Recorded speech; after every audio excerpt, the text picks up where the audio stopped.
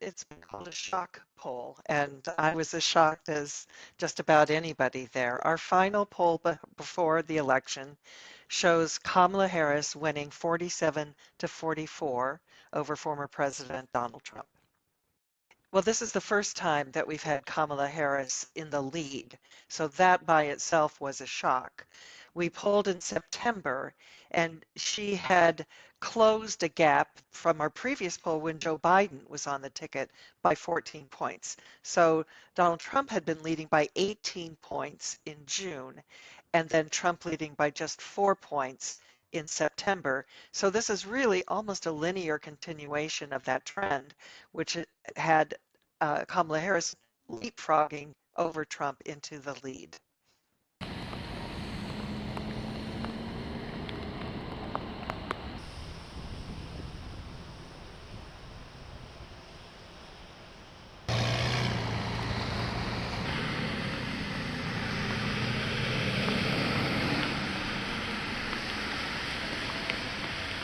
So there's a bunch of new polling showing that Iowa is trending towards Kamala Harris. I'm wondering, what are your thoughts about that?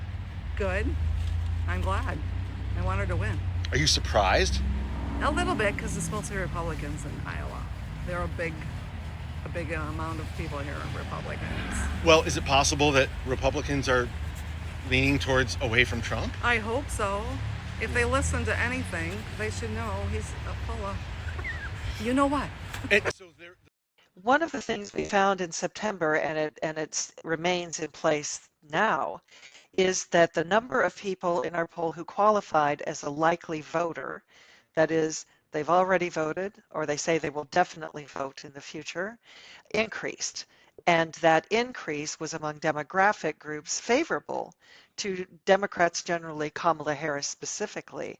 So women and younger people and those with a college education, there are probably a couple more groups in there.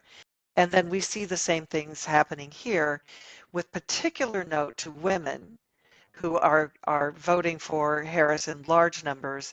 And that's driven by a big gap with women age 65 and over. It's more than a 2-to-1 ratio, not even close among women 65 and over.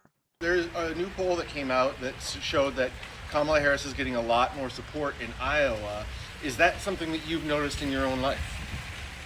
No, I have not. I have not noticed. I've seen signs, in people's yards, but I find that interesting. We're typically a red state, and Iowa typically has a lot of people with common sense and core beliefs, values, and ethics.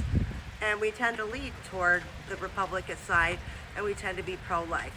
I hope that's not the case, but I have heard that too, that some polls may be showing that.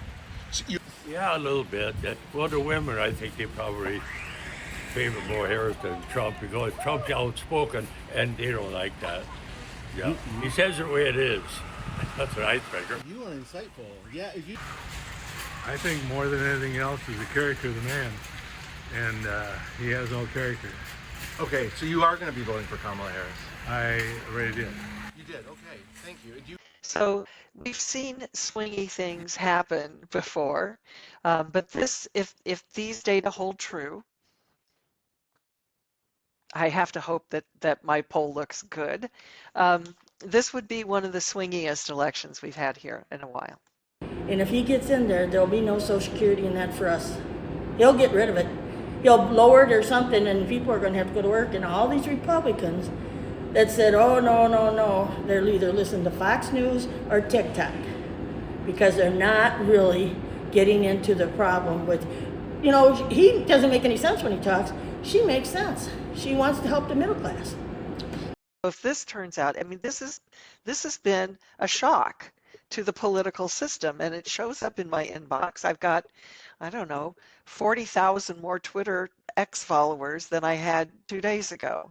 So everything is kind of shaking right now. We'll just see what happens.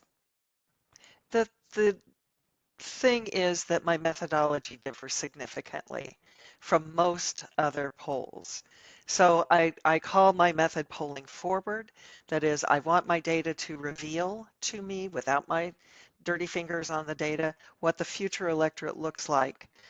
A lot, maybe most other pollsters are using data from the past to predict what the electorate in the future will look like. I call it polling backward because they're assuming that the best predictor of future behavior is past behavior. The Selzer caveat to that is until there's change. And this election cycle is loaded with change after change after change after change. So I wouldn't dare to assume that this future electorate looks identical to the past. I'm very conscious that something could happen later this afternoon, tonight, tomorrow, that would change the shape of the election. We've seen it happen already. We've seen big things, seismic things happen that change the shape of the election.